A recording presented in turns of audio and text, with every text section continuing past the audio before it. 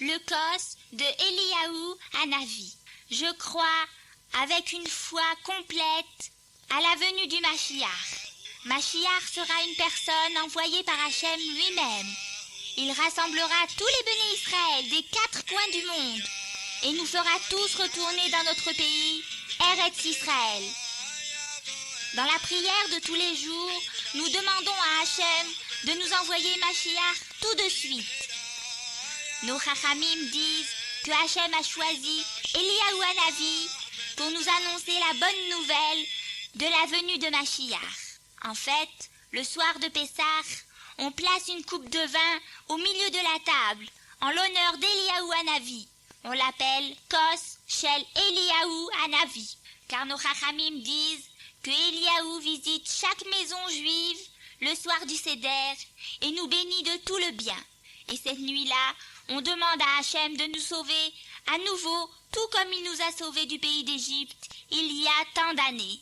Leshana Haba Birushalayim. Voici une histoire intéressante d'une femme juive nommée Dévorah qui honorait le cos d'Eliyahu Hanavi d'une façon très spéciale. Le cos de Eliyahu Hanavi que possédait Dévorah était vraiment quelque chose de très spécial.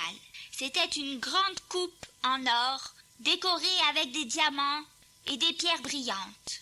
Pour Dévorah, ce cos était vraiment un grand trésor, car il avait été transmis dans sa famille de génération en génération. Juste avant Pessah, elle nettoyait le cos et le faisait briller pour les soirées du Seder. Elle remplissait le cos avec du très bon vin et le plaçait au centre de la table du Seder. Tout ceci était fait en l'honneur d'Eliyahu Hanavi. Le mari de Dévorah, Baruch, était un homme très dévoué qui travaillait dur. Il faisait de son mieux pour subvenir aux besoins de sa famille, mais il gagnait à peine de quoi nourrir sa femme et ses enfants. Une année avant Pessah, Baruch réalisa qu'il n'avait pas assez d'argent pour acheter tout ce qui était nécessaire pour la fête. Quand il révéla cela à sa femme, elle lui dit « Ne t'inquiète pas, faisons confiance à Hachem, il nous aidera sûrement. » Il y eut un moment de silence, puis Baruch s'écria « Dévorah, je viens d'avoir une idée. Si tu m'écoutes, on aura beaucoup d'argent, pour très longtemps. »« Qu'est-ce que tu veux dire ?» demanda Dévorah. « Quelle est ton idée ?»« Eh bien, on a encore ce cos chez Eliyahu Hanavi, et il doit valoir une fortune. Imagine combien on serait riche si on le vendait. »« Oh non !» s'écria Dévorah. « Chas v'shalom, on ne peut pas faire ça. Ce cos a été fait en l'honneur d'Eliyahu Hanavi. On n'a pas le droit de le vendre. Imagine ce que va ressentir Eliyahu Hanavi quand il nous rendra visite le soir du Seder et qu'il verra que le cos n'est plus là. Oh non, on ne peut pas faire cela. Je suis sûre qu'Hachem peut nous aider d'une autre manière. » Quelques jours passèrent. Le temps, au dehors, était plein d'orage. Baruch était à son travail et Dévorah s'occupait des enfants à la maison. Soudain, elle entendit un coup à la porte. Quand Dévorah ouvrit la porte, elle vit un vieux mendiant qui pleurait. « S'il vous plaît, laissez-moi entrer, il pleut tellement dehors et je suis trempée. »« Mais bien sûr, entrez, » dit Dévorah. « Asseyez-vous à côté du feu et mettez-vous à l'aise. Je vais vous préparer une boisson chaude. »« Oh, merci beaucoup, » dit le vieux mendiant. « Vous êtes si gentil, Hachem vous récompensera sûrement de votre gentillesse. » Dès que la pluie s'arrêta, le vieux mendiant se leva et dit à Dévorah, « Avant de partir, je voudrais vous donner une bracha. Désirez-vous une bracha pour quelque chose de spécial ?»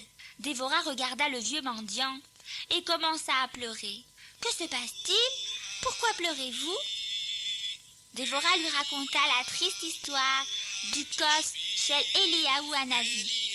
Combien il lui était précieux et que son mari Baruch voulait le vendre. « S'il vous plaît, donnez-nous une bracha pour qu'Hachem réponde à notre filote et qu'on n'ait pas besoin de vendre le cos. Après tout, il a été fait en l'honneur d'Eliyahu Hanavi. » Le vieil homme donna sa bracha, Puis en partant, il lui donna une pièce d'or et dit « S'il vous plaît, prenez ceci.